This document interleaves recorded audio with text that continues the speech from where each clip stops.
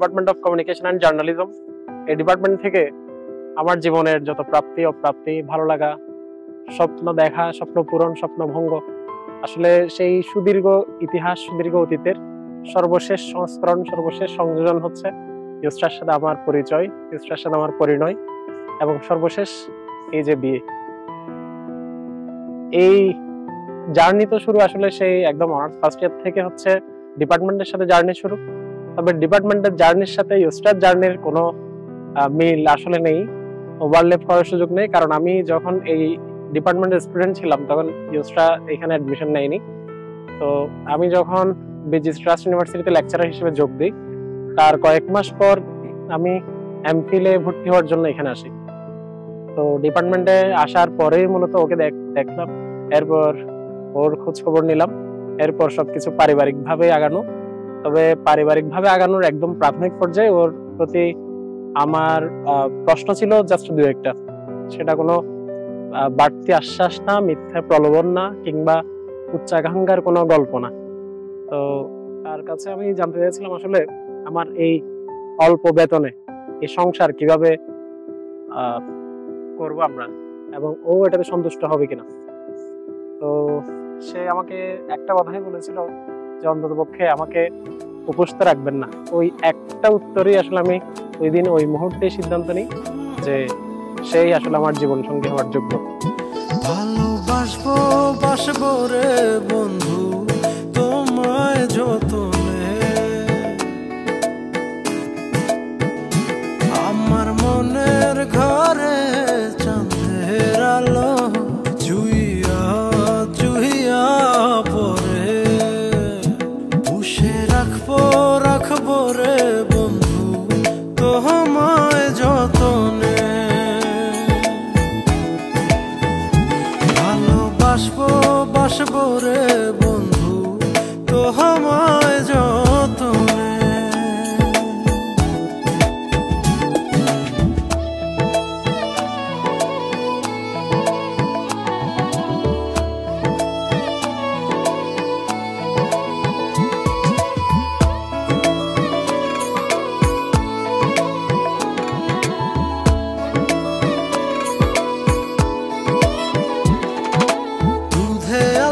গায়ের বরণ রূপ যে কাঞ্চা সোনা,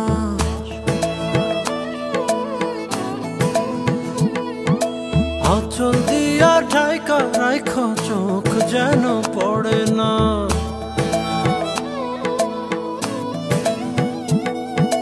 দুধে আলতা গায়ের বরণ রূপ যে কাঞ্চা সোনা, আঁচল দিয়া ঢাইকা রাইখো চোখ যেন পড়ে না। আমি প্রথম দেখে পাগল হইলাম, মন তো আহার মানে না, কাছে আইসো আইসো রে বন্ধু প্রেমের কারণে।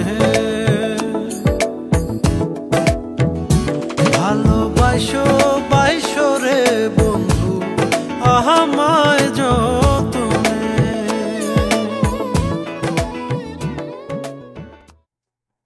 ইউসরা আমাদের একমাত্র কন্যা, অত্যন্ত আদর যত্নের সাথে ওকে আমরা মানুষ করেছি। বলবে কি আচ্ছা আমার বিয়ে, আমাদের ঘরের সবচেয়ে কিউট ক্যারেক্টার হচ্ছে ও, মানে পুরো ঘরটা, মানে ও থাকলে পুরো ঘর গরম। নকুবের সাথে আমার ওদের বিয়ের প্রপোজালটা দেওয়ার আগে কখনো আমাদের পরিচয় বা সম্পর্ক ছিল না। ইভেন আমি ওকে কোনোদিন, এটাই অবাক করার বিষয় যে আমি কোনোদিন ওকে ক্যাম্পাসেও দেখি নাই, নট ইভেন ও আমার ফেসবুকে ফ্রেন্ডও ছিল।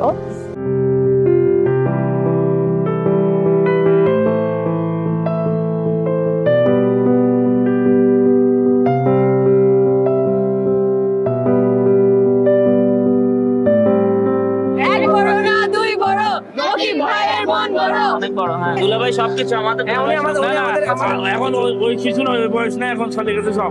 এখন হইলো যে জিনজি না জেনজি বলে, এখন জিনজি, আমি ওইটা জিন বানাইছি। আমার আসার জন্য ওয়েলকাম করছেন, এখানে আবার বেঁধে থেকে লাভ ওইটার জন্য তো যুদ্ধ করলাম, এটা থেকে বেরিয়ে আসার জন্য। এখন এই দুর্নীতি ঘুষ আমাদের ভাইয়া টায়ার্ড হয়ে যাচ্ছে, আপনারা যদি একটু তাড়াতাড়ি। আচ্ছা আপনি বলেন তো, এই বিয়ে করে কি মুক্তি পায় নাকি বন্দি হয়? এটা তো বলা কঠিন, এটা বলতে গেলে তো ওনাদের সমস্যা হয়ে যাবে।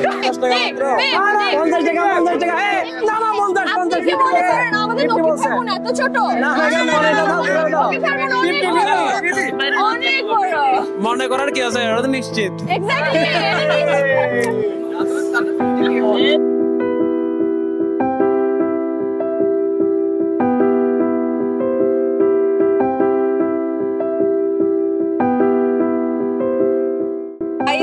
কাকে দেখা যায়? হ্যাঁ না, তো দিনের বেলা চাঁদ দেখা যায়। কাকে দেখা যায়? The love of my life.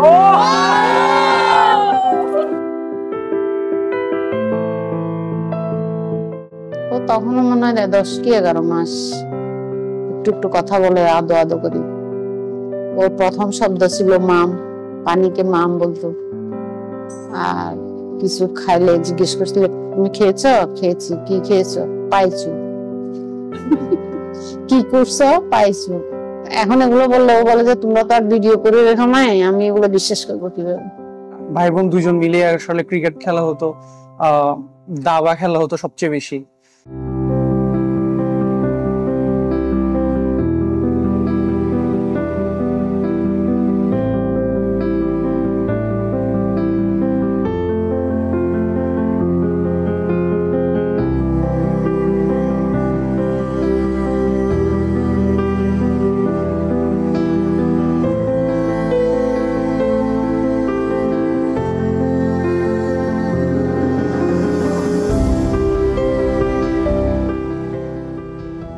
পাশের বাসায় গিয়েছি, ও তখন ঘুমে। ওর নানু পাশের বাসায় আমাদের ওর আম্মুর কাছে যাওয়ার সময় ওই রিভলভিং যে ইয়েটা আছে, এই ইয়েটা লক করে দেব, লক করে উনিও চাবি ভিতরে রয়ে গেছে। এখন আমরা খুবই দুশ্চিন্তায় পড়ে গেছি। এই মুহূর্তে তো সে ছোট, সে যদি হঠাৎ জেগে উঠে কাউকে না দেখে তখন কি অবস্থা হবে। প্রতিমধ্যে আমার এক বন্ধুকে পেয়ে গেলাম, ও হুন্ডা নিয়ে যাচ্ছিল। সে বিষয়টা জেনে আমাকে হুন্ডা নিয়ে তাড়াতাড়ি কান্দিরপাড় গেল। কান্দিরপাড় গিয়ে এই চাবি বানানোর লোককে নিয়ে এনে তালা ভেঙে ভিতরে ঢুকলো। জাস্ট ভিতরে যখন ঢুকছে তখন ইউজটার ঘুম ভেঙে গেছে। ইউজটা বুঝতে পারে না যে বাইরে প্রলয় হয়ে যাচ্ছে, তার জন্য আমরা চিন্তায় শেষ হয়ে যাচ্ছি। অ্যাজ এ হাজবেন্ড ও আসলে আলহামদুলিল্লাহ অসাধারণ, মাশাআল্লাহ। আমার থেকে ওর ধৈর্য অনেক বেশি, কিছু দিক থেকে অনেক ধৈর্য ধরে আমার সাথে ইয়া করতে গেলেও। অনেক কিছুতে দেখা যায় যে আমার ভাল লাগতেছে না, বা ও যখন বুঝে আমার মেজাজ খারাপ হচ্ছে, থাকে চুপ থাকে, শুনে বোঝার চেষ্টা। আমার কাছে বিয়ে মানে হচ্ছে একটা দীর্ঘযাত্রা, অনেক ঝড় ঝাপটা, অনেক চড়াই উচ্চাই, অনেক কিছুই থাকবে, অনেক প্রতিবন্ধকতা আসবে। তো সব প্রতিবন্ধকতা মোকাবেলা করার নামই হচ্ছে আসলে জীবন সঙ্গী।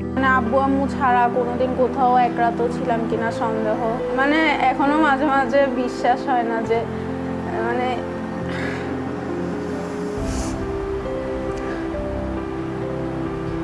আব্বু আম্মুকে ছাড়া কেমনে থাকবো, এটাও মাঝে মাঝে ভাবি। বাসায় আসলে আব্বুকে দেখবো না। আমি কোনোদিন আমার দিন কখনো এমন যায় নাই যে আমি কোনোদিন এক গ্লাস পানি খেয়ে, নিজে এক গ্লাস পানি খেয়ে খাইছি কিনা আমার মনে নেই। সবকিছু আব্বু আম্মুর আন্ডারে। কোনোদিন আমি নিজের ওষুধটুকু নিয়ে খাই নাই। শুধু আমার লাইফটা ছিল একাডেমিক, আর বাদ বাকি সব আব্বু আম্মু করছে।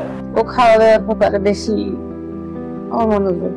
রাগ দেখায় বলি তুমি জানো না আমি এগুলো খাই না, তুমি কেন রান্না করছো? ওর পছন্দ না হলে খায় না। ভার্সিটি থেকে আসার পর আমাদের আসলে গল্প টল্প করা হয় একসাথে বসে। তো আমি অর্থাৎ আড্ডাটা দেওয়া হয়। আমি ওর বিয়ে হয়ে যাওয়ার পর আসলে এই জিনিসটা খুব বেশি মিস করবো। পরস্পরকে বুঝবে। দাম্পত্য জীবনটা স্যাক্রিফাইসের জীবন। এই স্যাক্রিফাইস এক পক্ষ থেকে না, উভয় পক্ষ থেকে এই স্যাক্রিফাইস আসবে। বিভিন্ন পার্থক্য থাকবে, অনেক অমিল থাকবে, সেই অমিলটুকু আমরা উভয় পক্ষ থেকে মেনে নিব এবং মনের মিল রেখে বাকি অমিলটুকু আমরা উঠে গিয়ে বাকি জীবনটুকু এগিয়ে যাব। মা বাবা তো আছে, যতদিন পৃথিবী রাখবো ততদিন ওদের সেবা যত্নের ব্যাপারে আমরা সচেতন থাকবো। তো আমার কাছে এখন সত্যি যেটা মনে হচ্ছে যে মানে ও চলে গেলে ঘরটা ঠান্ডা হয়ে যাবে। আসলে মানে আসলে ওকে আমি খুব মিস করবো, সত্যি কথা। একটা মেয়ের জন্মের সাথে সাথে পিতামাতার মধ্যে এই অনুভূতি আসে যে একদিন তাকে বিদায় দিতে হবে। সেই বিদায়ের প্রক্রিয়া শুরু হয়েছে।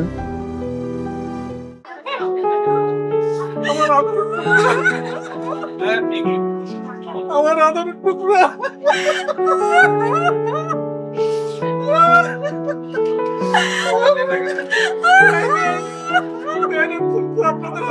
সবাই আছে